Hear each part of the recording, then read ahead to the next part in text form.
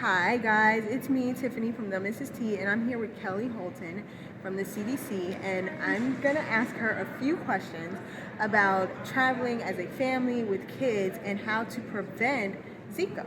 Okay, great. So my first question is, I know they say wear long sleeves, Right. but if you're traveling to somewhere super hot, is there anything else you can do to try to prevent it? Yes, so we do recommend long sleeves and long pants, but it's just not always practical, especially for a beach vacation.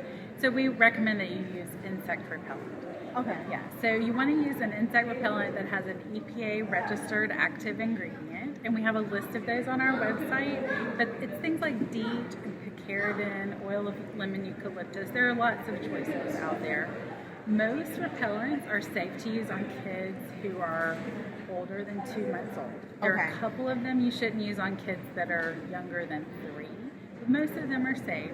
If you do have a little baby, then you can use the long sleeves and also put a net over the infant carrier, and that will help to prevent bites. Okay, that's a perfect, I could do that. It's doable. It's not too extreme. It's not. And I've started traveling with the little wipes, so you don't have an aerosol can. It doesn't spill in your luggage. It's really easy to travel messy. with. Yes, absolutely. Yes, because traveling, for me, packing and trying to keep everything contained is a big deal. When you have a bunch of kids, it's a big deal. That's right, and there are all kinds of things to spill already in there. Yes, too much.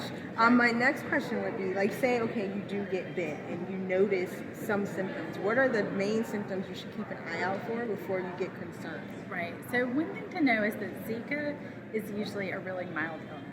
About 80% of people who get infected with Zika never have any symptoms at all. Not at all.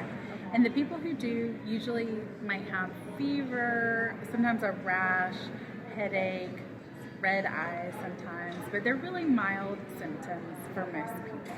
And are symptoms different in children, and so we'd be more concerned if we start seeing anything with our kids? No, it doesn't cause a more severe illness in children. Okay. Really, the worry is for pregnant women because of birth defects.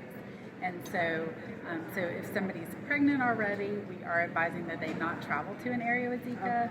And then if they're planning pregnancy, people need to be aware of the recommendation. So if you decide to travel, you want to prevent mosquito bites and then come home and wait to get pregnant. So let it clear your body, because you might not know that you had it. True. So for women, we recommend a 2-month waiting period. For men who travel, a 6-month waiting period before you get pregnant. Okay, and now this is not necessarily travel related, but I did see a fact that you guys shared that it can be sexually transmitted. How? That totally blew my mind. I was like, okay, how is that?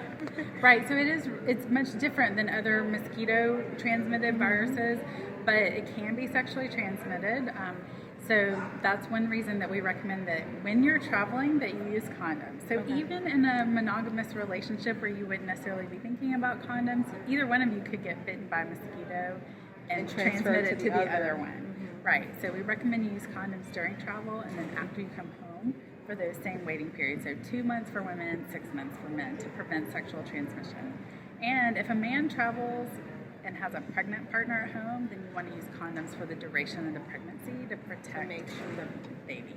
Okay, and my last question is, could you share with us where we can find out more information about Zika and how to keep aware? Yes, absolutely. So check out CDC's website at cdc.gov, and we've got comprehensive information about Zika, and we have an interactive world map, so you can type in the place where you're planning to travel and find out if there's Zika there. Thank you so much, Kelly. And guys, stay tuned because I'm going to be sharing more on my Facebook and Twitter about having Zika awareness. And I'll see you guys a little bit later in the video. Thank you. Bye.